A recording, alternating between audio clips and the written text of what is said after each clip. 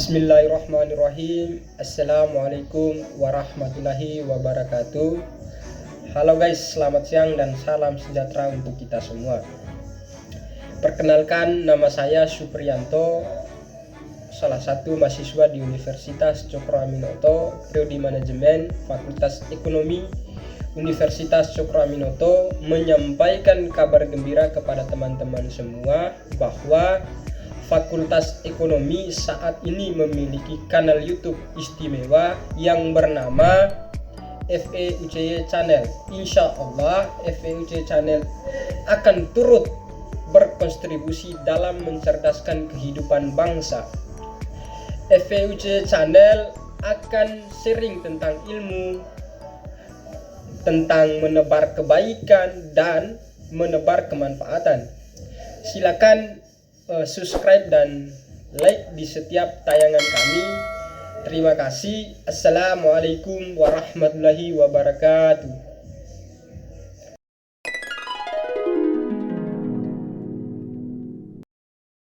Universitas Cokro Aminoto, Yogyakarta.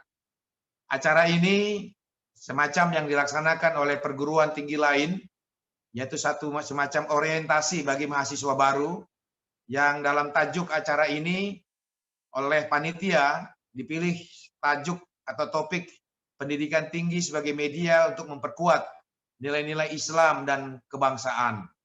Saya kira ini adalah satu pilihan atau satu agenda yang amat penting untuk memberikan fondasi kepada anak-anak kita, kepada adik-adik kita yang pada hari ini resmi menyandang gelar sebagai mahasiswa. Jadi adik-adikku sekalian, perbedaan pada saat kalian masih menjadi pelajar mahasiswa, pelajar SMA, pelajar STM, pelajar SMK, atau sekolah menengah atas lainnya, pada saat kalian sekolah di Universitas Cokro Aminoto ini, status kalian telah berubah menjadi seorang yang menyandang gelar maha di depan kata siswanya. Kata maha ini menggambarkan sesuatu yang sudah luar biasa, yang menjadi tanggung jawab kalian bukan hanya kepada diri kalian masing-masing, bukan hanya kepada orang tua kalian masing-masing, bukan hanya kepada dosen-dosen atau pimpinan kalian masing-masing di Universitas Cokro Aminoto ini, tetapi juga tanggung jawab kalian kepada bangsa dan negaramu di masa yang akan datang. Mengapa? Karena kalianlah nanti di masa 10 tahun, 15 tahun, atau 20 tahun yang akan datang, kelak yang akan memimpin bangsa ini, bangsa Indonesia, bangsa yang telah diproklamirkan oleh para pendahulu bangsa di tahun 1945 yang lalu. Seorang Pak ulama terkemuka dari Universitas Al-Azhar Kairo, Dr. Yusuf Al-Qaradawi, saking pentingnya peran dan fungsi generasi muda, beliau pernah mengatakan bahwa apabila ingin melihat satu negara di masa depan, maka lihatlah kondisi pemudanya pada hari ini. Jadi kalau kita ingin melihat bagaimana Indonesia nanti di 2030, Indonesia di 2040, atau Indonesia di 2045, tepat 100 tahun kemerdekaan bangsa Indonesia, maka lihatlah kondisi generasi muda kita pada saat ini. Kalau generasi muda bangsa Indonesia pada saat ini adalah pemuda-pemuda yang tidak lagi peduli akan masa depan dan nasib bangsanya, mereka sibuk dengan kenikmatan-kenikmatan hidup dirinya sendiri, tidak memiliki kepedulian sosial, tidak memiliki kepedulian lingkungan, tidak memiliki kepedulian akan tanggung jawab bangsanya di masa yang akan datang, maka tunggulah kehancuran bangsa dan negara tersebut.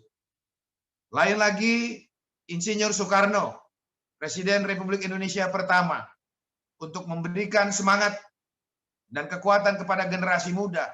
Beliau pernah berpidato yang amat monumental, yang mengatakan bahwa berikan aku 1000 orang tua, maka akan kucabut Semeru atau Gunung Semeru dari akarnya.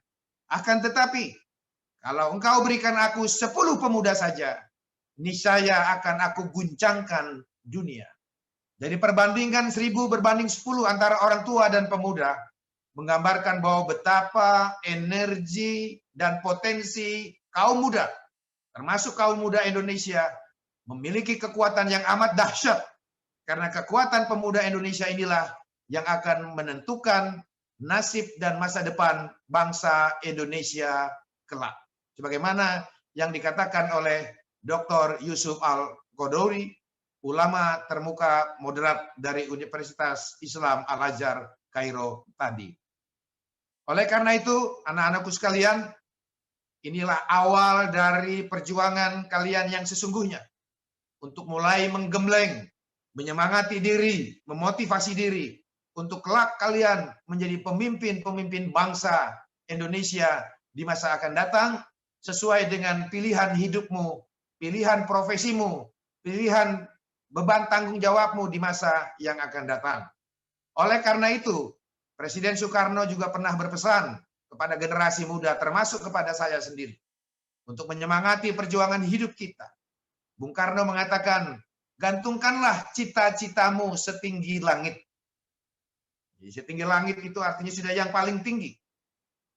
Karena kata Bung Karno, kalaupun engkau jatuh atau kalaupun engkau gagal, engkau akan jatuh di antara bintang-bintang. Jadi langit itu lebih tinggi dari bintang. Jadi kalaupun kamu cita-citanya tidak sampai setinggi langit, engkau tetap akan ada di antara bintang-bintang. Saya dulu juga seperti kalian menjadi mahasiswa baru. Saya menggantungkan cita-cita setinggi langit, lalu semua motivasi untuk bisa mencapai cita-cita setinggi langit itu saya lakukan. Maka sejak saya kuliah semester pertama, sampai kemudian selesai, dan sekarang menjadi sarjana pada tingkat doktoral. Saya lulus di Universitas Diponegoro Semarang, di Fakultas Hukum Universitas Diponegoro Semarang. Karena sejak saya menjadi kalian, mengikuti orientasi mahasiswa baru yang seperti yang saya laksanakan, saya fokus kepada tujuan yang saya akan capai, sehingga saya tidak mau tergoda atau digoda oleh segala potensi lingkungan, baik dari teman-teman kuliah, lingkungan di tempat kos, lingkungan di tempat tinggal, atau yang lain-lainnya yang berusaha mempengaruhi saya, merayu saya untuk mengajak bolos kuliah, mengajak untuk tidak membayar biaya kuliah lalu untuk dipakai berfoya-foya, kemudian melakukan tindakan-tindakan terlarang, meminum minuman keras, narkotika, seks bebas, yang semuanya dapat menghancurkan studi saya, semuanya saya tinggalkan dan saya fokus untuk menyelesaikan studi saya dengan sebaik-baiknya. Alhamdulillah, saya hari ini bercita-cita menjadi ketua MPR, tapi saya belum menjadi ketua MPR, tetapi saya tetap di antara bintang-bintang dan menjadi wakil ketua Majelis Permusatan Rakyat Republik Indonesia untuk periode yang kedua dan menjadi anggota DPR RI untuk periode yang keempat atau tahun yang ke-20. Kalau dilihat dari latar belakang keluarga saya seorang anak purnawirawan polisi yang hanya bertugas di kepolisian sektor, yang bukan berpangkat perwira tinggi, yang dulu kita tidak pernah bermimpi, anak kaum duafa, kaum marhen, kaum bukan orang kaya, bukan pejabat tinggi, tidak bisa menjadi pejabat tinggi negara seperti saya, tapi ketika semangat itu saya gantungkan setinggi langit, maka kemudian saya fokus belajar, saya fokus mengembangkan kapasitas, alhamdulillah saya ternyata bisa mencapai posisi tertinggi di negara Republik Indonesia yang kita cintai bersama-sama ini. Dan oleh karena itu saya percaya, adik-adikku mahasiswa baru, Universitas Cokro Aminoto Yogyakarta, kalau kalian punya tekad yang kuat, punya semangat baja, pantang menyerah, melihat ke depan untuk maju, tidak melakukan hal-hal yang negatif, yang dapat mempermalukan dan merugikan nama kalian sendiri, mempermalukan nama orang tua dan keluarga besar, mempermalukan universitas atau alma mater, saya yakin, saya hakul yakin, saya ainul yakin, dan ilmil yakin, kalian pasti akan menjadi orang-orang hebat di masa yang akan datang. Adik-adikku yang kucintai, yang kubanggakan, saya diminta oleh Ibu Rektor dan pimpinan Universitas Cokro Aminoto Yogyakarta untuk menyampaikan kuliah umum dengan tajuk pendidikan tinggi sebagai media memperkuat nilai-nilai Islam dan kebangsaan. Nilai-nilai Islam dan kebangsaan. Kalau kita melihat dari visi yang disandang oleh Universitas Cokro Aminoto ini, yang telah berdiri sejak tahun 1955 atau sekitar 65 tahun usia perguruan tinggi ini adalah usia yang sangat matang untuk mengelola dunia pendidikan tinggi dan melahirkan para sarjana-sarjana yang dibutuhkan oleh Republik Indonesia tercinta. Saya percaya dan yakin para alumni Universitas Cokro Aminoto Yogyakarta ini banyak telah berkiprah di berbagai spektrum pengadilan, baik di lembaga-lembaga legislatif, yudikatif maupun eksekutif dengan levelnya masing-masing, serta di lembaga-lembaga infrastruktur politik maupun lembaga-lembaga pendidikan dan lain-lain sebagainya. Nama besar yang disandang oleh Universitas Cokro Aminoto Yogyakarta ini, yaitu seorang pahlawan nasional, Haji Omar Said Cokro Aminoto, seseorang yang memperoleh keputusan presiden sebagai pahlawan nasional bangsa Indonesia, yang kita sama-sama tahu kiprah Haji Omar Said Cokro Aminoto di masa pergerakan merebut kemerdekaan dari tangan kolonialisme asing pada waktu itu. Pak Cokro lah seorang pahlawan nasional, pendiri gerakan Islam yang pertama kalinya, yaitu Syarikat Islam pada tahun 1912, yang memperjuangkan kedaulatan ekonomi umat Islam bagi bangsa Indonesia dari penjajahan. Pak Cokro, bagi saya, beliau bukan hanya sebagai seorang pahlawan nasional, tapi juga seorang guru, seorang bapak yang telah banyak melahirkan tokoh-tokoh nasional, tokoh-tokoh pergerakan kemerdekaan Indonesia, tokoh-tokoh perjuangan kemerdekaan bangsa Indonesia. Salah satu yang utama dan murid utama Haji Cokro Aminoto adalah Insinyur Soekarno, Presiden pertama Republik Indonesia. Pak Cokro pula lah orang pertama yang menuntut agar Hindia Belanda memiliki pemerintahan sendiri yang bebas dari kerajaan Belanda. Tuntutan ini ia tulis melalui petisi pada tahun 1916. Pak Cokro pula lah yang kemudian mendapatkan gelar Raja Jawa tanpa mahkota, karena beliaulah yang kembali memimpin gerakan rakyat melawan penjajahan setelah ketiadaan pergerakan pasca perang Diponegoro pada tahun 1825 dan 1830 yang lalu. Sehingga oleh karena itu, visi dari Universitas Cokro Aminoto ini yang menegaskan akan menjadi universitas terkemuka yang berlandaskan Islam, yang mengembangkan sumber daya insani yang berakhlak mulia, berjiwa kebangsaan dan berwawasan global, serta mengembangkan ilmu pengetahuan dan teknologi yang berdaya guna. Sebagaimana yang tadi pembawa acara telah menceritakan dan menjelaskan bagaimana visi dan misi Universitas Cokro Aminoto ini.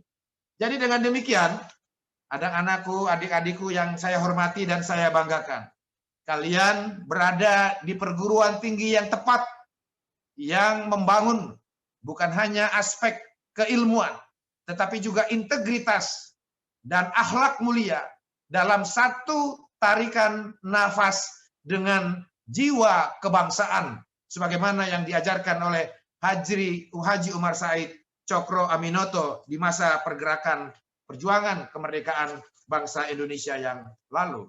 Sehingga oleh karena itu, tema memperkuat nilai-nilai Islam dan kebangsaan menjadi satu hal yang penting sebagai satu fondasi awal yang akan menjadi pegangan kalian kelak mengikuti masa studi di perguruan tinggi ini, dan kemudian kelak menjadi bekal kalian menjadi pemimpin-pemimpin bangsa di masa yang akan datang. Islam dan kebangsaan itu ibarat satu tarikan nafas yang menjadi elan perjuangan para pemimpin-pemimpin bangsa kita, yang kemudian dari sintesis antara Islam dan kebangsaan itu melahirkan dasar negara kita, melahirkan ideologi negara kita yang diberi nama oleh para pendiri bangsa kita, yaitu Pancasila. Sehingga oleh karena itu, bagaimana kita memahami tentang nasionalisme bangsa Indonesia itu terbentuk, tentang bagaimana Islam bersintesis dengan nasionalisme bangsa Indonesia terbentuk, kalian harus memahami bagaimana sejarah terbentuknya nasionalisme bangsa Indonesia. Saya ingin mengajak kalian untuk menengok sejarah bangsa Indonesia. Presiden Soekarno pernah mengatakan, jangan sekali-kali meninggalkan sejarah. Karena dengan sejarah, kalian tahu siapa orang tua kalian. Kalian tahu siapa kakek-kakek kalian. Kalian akan tahu siapa leluhur-leluhur kalian. Maka dengan mempelajari sejarah bangsamu, Kalian akan tahu bagaimana para pemimpin-pemimpin bangsamu. Siapa saja pemimpin-pemimpin bangsamu. Apa yang telah mereka perjuangkan. Apa yang mereka persembahkan. Apa yang mereka wariskan. Itulah cara kita melihat bangsa kita yang seutuhnya dari sejarah yang diciptakan oleh para pemimpin bangsa kita. Sehingga oleh karena itu teman-teman sekalian, marilah kita tengok bagaimana nasionalisme bangsa Indonesia terbentuk. Anak-anakku yang kucintai, Allah Subhanahu wa Ta'ala tidak menakdirkan semua bangsa di dunia ini sebagai bangsa yang memiliki kekayaan yang berlimpah luas seperti bangsamu, seperti negaramu ini.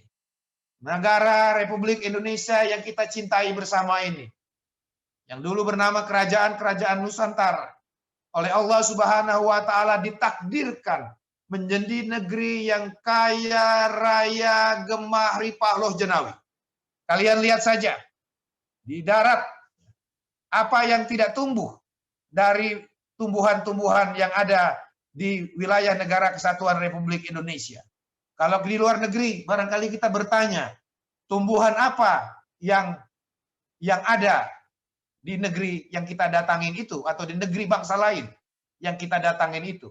Tetapi kalau di Indonesia, orang akan bertanya, atau orang akan terheran-heran, apa yang tidak ada, tumbuhan apa yang tidak ada di negeri Indonesia yang kita cintai ini.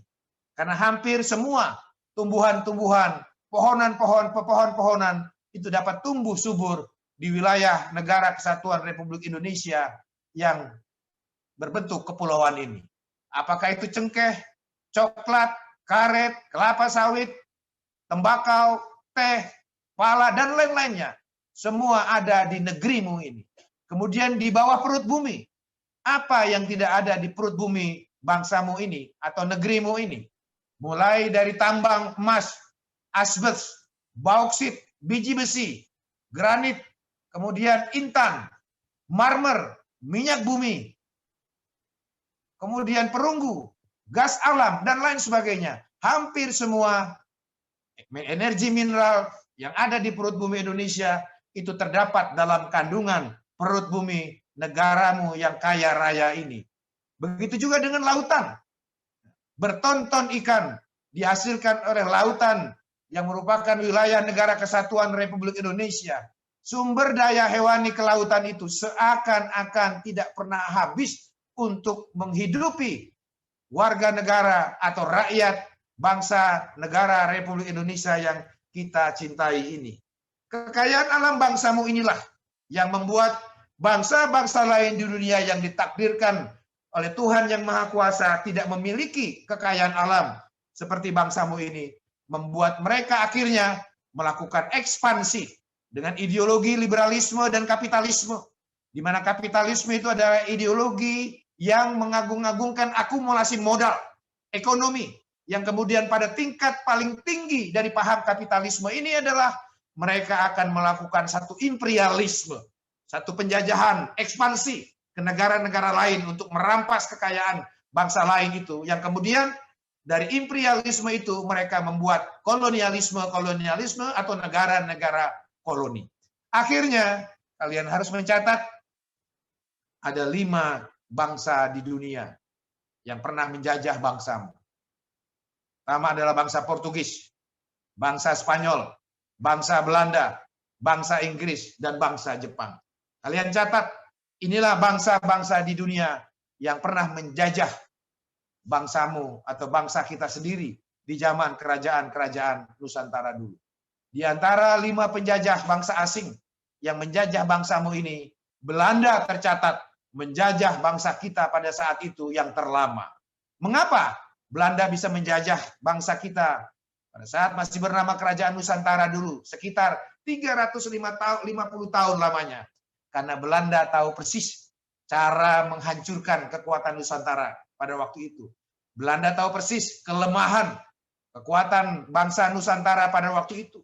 Satu bangsa yang majemuk, bangsa yang plural, bangsa yang agamanya berbeda-beda, sukunya berbeda-beda, bahasanya berbeda-beda, etnisnya berbeda-beda, bahkan mendiami kepulauan-kepulauan yang disambungkan oleh laut-laut, selat-selat yang menjadi negara kepulauan. Belanda tahu persis menghancurkan bangsa yang sangat majemuk ini adalah dengan cara mengadu domba. Maka terkenalah politik divide et impera di zaman kolonialisme Belanda. Divide, pecahkan, dan rule, kuasai. Itulah politik Belanda menghancurkan kerajaan Nusantara dulu, sehingga akhirnya mereka dapat berkuasa di Indonesia atau di Nusantara ini, dan akhirnya merampok kekayaan alam bangsa Indonesia untuk kepentingan bangsa mereka sendiri. Mereka mengadu domba antara kesultanan satu dengan kesultanan yang lain. Mereka mengadu domba antara kerajaan satu dengan kerajaan yang lain. Menyebar fitnah, menyebar hoax. Jadi dulu itu, adik-adikku sekalian, hoax juga sudah ada. Berita bohong, berita fitnah, mengadu domba antar suku, antar ras, antar agama, antar kesultanan, antar kerajaan pada waktu itu. Cuma bedanya dulu belum ada smartphone, belum ada medsos. Jadi namanya belum hoax ya.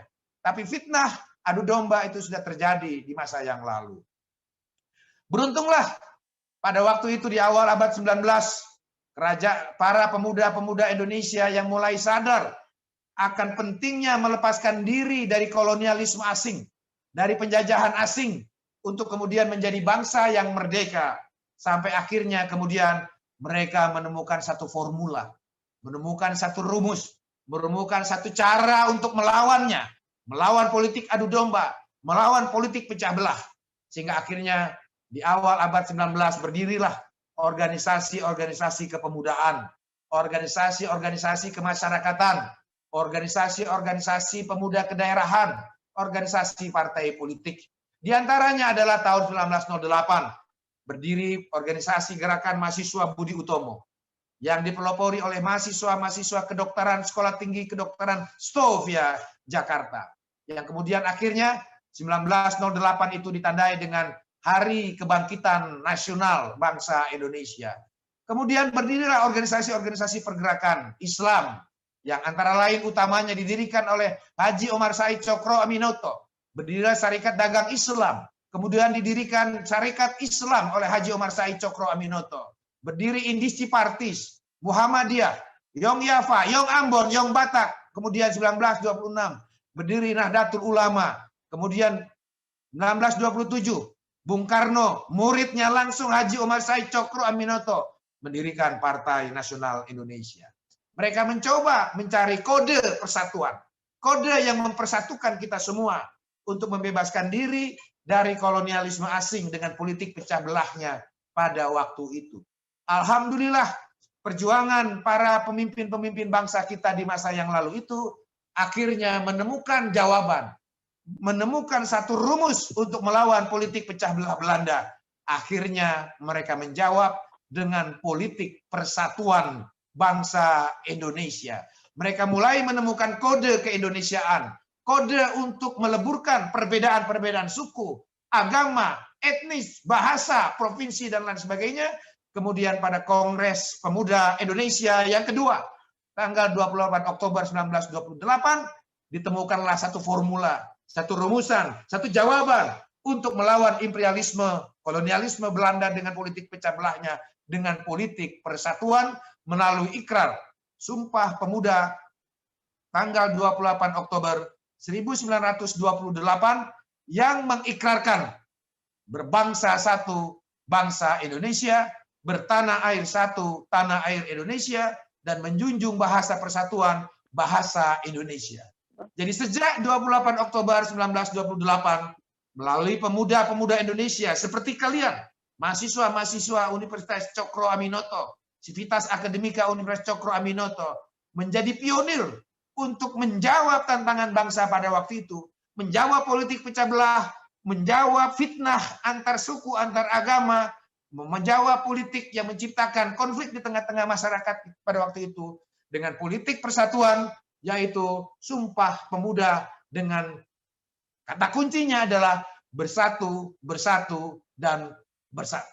Sampai di sini, adik-anakku, adik-adikku yang kucintai, catatlah bahwa politik pecah belah, politik adu domba Belanda itu ternyata dapat dijawab jika kita mau bersatu, berpegangan tangan, bergandengan, dan bergotong royong untuk cita-cita keindonesiaan kita secara bersama-sama. Pada tanggal 28 Oktober 1928 inilah kita menandai dalam milestone, dalam tahapan-tahapan perjuangan pergerakan bangsa Indonesia.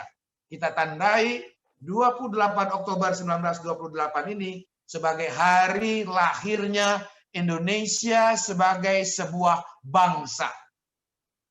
Saya ulangi, lahir Indonesia sebagai sebuah bangsa, belum sebagai sebuah negara bangsa. Mengapa saya sebut sebagai sebuah bangsa?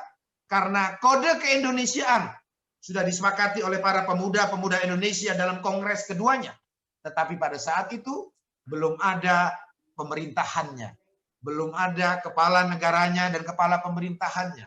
Belum ada batas teritorial yang disepakati bersama. Belum ada pengakuan dunia internasional. Tapi sebagai sebuah bangsa dengan ikrar berbangsa satu, disebut di sana kata bangsa Indonesia. Lalu disebut di sana bertanah air satu, tanah air Indonesia. Maka lahirlah, kalian catat ini nanti bagi yang kuliah di Fakultas Ilmu Politik atau di Fakultas Ilmu Hukum di Universitas Cokro Aminoto, jika ada Fakultas Hukum dan Universitas Ilmu Sosial Politik, 28 Oktober ini ditandai lahirnya Indonesia sebagai sebuah bangsa. Haji Omar Said Cokro Aminoto menjadi pionir yang melahirkan gerakan Islam untuk melawan penjajahan, melawan kolonialisme Belanda pada waktu itu, dan dia melahirkan tokoh-tokoh besar yang melanjutkan perjuangan pergerakan kemerdekaan bagi bangsa Indonesia dan umat Islam. Soekarno belajar pada Haji Omar Said Cokro Aminoto pada dia saat berusia 16 tahun.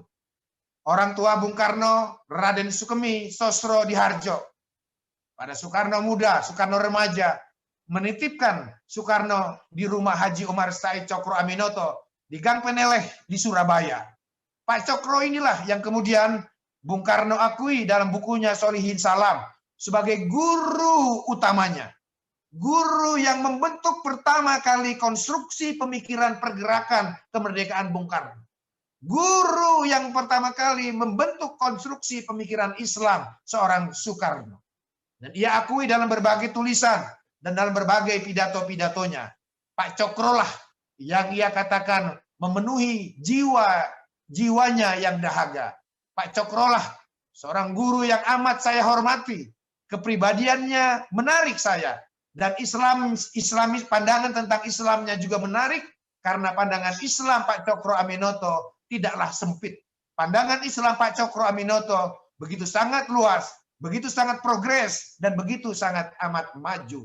Inilah kemudian yang kita lihat sebagai seorang bapak bangsa, seorang guru bangsa.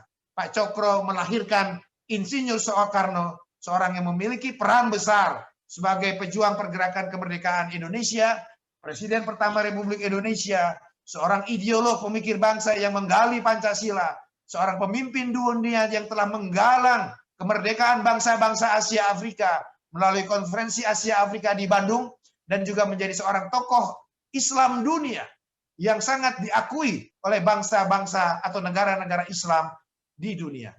Lalu kemudian setelah Sumpah Pemuda 28 Oktober 1928, perjuangan para syuhada bangsa, pemimpin pergerakan kemerdekaan Indonesia telah sampailah pada puncak perjuangan kemerdekaan bangsa Indonesia di tanggal 17 Agustus 1945 dengan proklamasi kemerdekaan bangsa Indonesia oleh Bung Karno dan Bung Hatta yang sejak tanggal 17 Agustus 1945 itu bangsa Indonesia resmi lahir sebagai sebuah negara bangsa. Jadi 17 Agustus 1945, Indonesia lahir sebagai sebuah negara bangsa. Kalau 28 Oktober 1928, Indonesia lahir sebagai sebuah bangsa. 17 Agustus 1945 melalui proklamasi kemerdekaan bangsa Indonesia, Indonesia lahir sebagai sebuah negara bangsa. Mengapa disebut lahir sebagai sebuah negara bangsa? Karena sehari kemudian, tepatnya tanggal 18 Agustus 1945, panitia persiapan kemerdekaan Indonesia yang diketuai oleh murid Haji Umar Said Cokro Aminoto, yaitu Bung Karno, memimpin sidang panitia persiapan kemerdekaan Indonesia. Dalam sidang PPKI tanggal 18 Agustus 1945 itu menghasilkan dua keputusan. Keputusan yang pertama adalah mengangkat Bung Karno dan Bung Hatta sebagai presiden dan wakil presiden Republik Indonesia untuk pertama kalinya. Kemudian keputusan yang kedua, menetapkan Konstitusi Indonesia Merdeka untuk pertama kalinya, yang kemudian diberi nama Undang-Undang Dasar tahun 1945. Adik-adikku yang kuhormati, yang kubanggakan, catatlah bahwa sejak 18 Agustus 1945 itu, bangsa Indonesia memiliki presiden dan wakil presiden, serta memiliki konstitusi untuk pertama kalinya. Maka kemudian, karena kita sudah punya kepala negara dan kepala pemerintahan, kita sudah punya konstitusi atau undang-undang dasar, untuk kemudian datang pengakuan kemerdekaan dari bangsa-bangsa di dunia. Maka sejak saat itulah Indonesia berdiri sebagai sebuah negara bangsa. Nah, oleh karena kita memiliki Undang-Undang Dasar 1945, di dalam Undang-Undang Dasar 1945 itu, alinea keempat terdapat pembukaan, di mana alinea keempat pembukaan Undang-Undang Dasar 1945 itu terdapat sila-sila Pancasila. Ketuhanan yang Maha Esa, kemanusiaan yang adil dan beradab, persatuan Indonesia, dan kerakyatan yang dipimpin oleh hikmat kebijaksanaan dalam permusyawaratan perwakilan, serta dengan mewujudkan suatu keadilan sosial bagi seluruh rakyat Indonesia. Adik-adikku, anak-anakku yang kucintai, para pimpinan Universitas Cokro Aminoto, segenap sivitas akademika, inilah konsensus bangsa Indonesia tentang dasar negara dan ideologi negara yang disepakati oleh para the founding fathers dan the founding mothers, oleh para bapak, para ibu-ibu pendiri bangsa Indonesia. Akan tetapi, kesepakatan pendiri bangsa tanggal 18 Agustus 1945 oleh Panitia Persiapan Kemerdekaan Bangsa Indonesia ini bukan peristiwa yang berdiri sendiri, tapi ia merupakan satu rangkaian proses sejak awal proses pembentukannya. Satu hal yang ingin saya berikan pertanyaan yang sangat sederhana tapi mendasar kepada adik-adikku sekalian. Kalau kita membaca konstruksi kalimat pada pembukaan Undang-Undang Dasar ini, di alinea keempat terdapat rumusan kalimat yang berbunyi bahwa Undang-Undang Dasar Negara Indonesia yang terbentuk dalam susunan suatu negara Republik Indonesia yang berkedaulatan rakyat dengan berdasar kepada ketuhanan yang Maha Esa. Coba baca di layar. Ketuhanan yang Maha Esa, kemanusiaan yang adil dan beradab, persatuan Indonesia, dan kerakyatan yang dipimpin oleh hikmat kebijaksanaan dalam permusyawaratan perwakilan, serta mewujudkan suatu keadilan sosial bagi seluruh rakyat Indonesia. Saya ingin bertanya kepada adik-adik dan hadirin sekalian, apa yang menyebabkan atau apa yang membuat kita menyebutkan kelima sila dalam alinea keempat pembukaan Undang-Undang Dasar ini bernama Pancasila? Di mana ada kata Pancasila di dalam pembukaan Undang-Undang 1945 ini? Di mana yang menyebutkan bahwa kalimat sejak ketuhanan yang Maha Esa sampai keadilan sosial bagi seluruh rakyat Indonesia itu bernama Pancasila? Karena tidak ada satupun di dalam pembukaan Undang-Undang Dasar ini menyebutkan satu kata bernama Pancasila. Nah, sehingga oleh karena itu, kalau kita mau mengetahui mengapa sila-sila itu bernama Pancasila, maka kalian harus tahu bagaimana para pendiri bangsa ini membahas, merumuskan, dan menyepakati Pancasila sebagai dasar negara. Oleh karena itu, saya ingin mengajak adik-adikku sekalian menengok sejarah pembentukan Pancasila oleh para pendiri bangsa kita ini. Agar kalian tahu bahwa Pancasila dan negeri yang kita diami 75 tahun ini bukan sesuatu yang tiba-tiba jatuh dari langit lalu kemudian kita nikmati begitu saja. Tapi ia merupakan kristalisasi perjuangan keringat, darah, air mata, dan nyawa para pendiri bangsa kita yang harus kita jaga, kita rawat. Karena ini juga adalah warisan para alim ulama, ijtihad para alim ulama kita, termasuk hasil karya perjuangan Haji Omar Said Cokro Aminoto. Adik-adikku yang kucintai dan kuhormati serta kubanggakan, proses pembentukan Pancasila itu dimulai dari awal tahun 1945, ketika Perang Asia Timur Raya, di mana dalam Perang Asia Timur Raya itu Jepang mulai mengalami tanda-tanda kekalahan. Pada waktu itu Jepang menjajah bangsa kita sejak tahun 1942. Di awal tahun 45 itu Jepang sudah mulai terdapat tanda-tanda kekalahannya. Tanda-tanda kekalahan Jepang itu kemudian dimanfaatkan oleh para pejuang kemerdekaan kita untuk merebut dan mendesak kemerdekaan bangsa Indonesia untuk diproklamirkan dalam tempo yang sesingkat-singkatnya atau selekas-lekasnya. Akhirnya disepakatilah antara bala tentara Jepang yang menguasai Indonesia bagian Jawa. Kemudian dibentuklah satu badan khusus untuk menyelidiki usaha-usaha kemerdekaan bangsa Indonesia. Dibentuklah tanggal 29 April 1945 satu badan khusus yang diberi nama Badan Penyelidik Usaha-Usaha Persiapan Kemerdekaan, atau dalam bahasa Jepangnya Dokuritsu Jumbi Chosakai. Kemudian dibentuklah susunan pengurus Dokuritsu Jumbi Chosakai ini. Dipilihlah Dr. Rajiman Wedio Diningrat sebagai ketua sidang BPUPK. Lalu kemudian karena lembaga ini buatan Jepang, wakil ketuanya dipasang orang Jepang, Ichibangase Yushio. Kemudian ada ketua muda Raden Panji Suroso. Para tokoh bangsa, para bapak ibu pendiri bangsa. Jadi kalau kita sering menyebut the founding fathers, the founding mothers, kira-kira inilah tokoh-tokoh yang disebut sebagai bapak dan ibu pendiri bangsa. Karena mereka lah yang merumuskan dasar-dasar bagi Indonesia merdeka. Tokoh-tokoh bangsa Indonesia dari berbagai macam suku, agama, etnis masuk di dalam keanggotaan sidang BPUPK ini. Ada 66 orang anggota sidang BPUPK. 60 orang sidang yang pertama, kemudian sidang yang kedua bertambah 6 orang sehingga menjadi 66 orang. Kemudian ada 7 orang bala tentara Jepang yang menjadi anggota sidang BPUPK yang tugasnya mengawasi para pemimpin bangsa kita bersidang agar tidak keluar dari maunya bangsa Jepang pada waktu itu.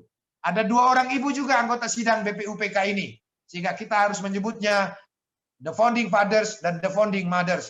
Ada Ibu Maria Ulfah dan ada Ibu Raden Sukaptinah. 2 orang ibu anggota sidang BPUPK ini. Kemudian sidang berlangsung 2 kali. Yang pertama tanggal 29 Mei sampai 1 Juni.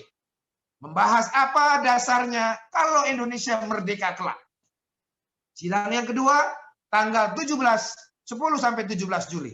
Agendanya membahas apa rancangan undang-undang dasar kalau Indonesia merdeka kelak.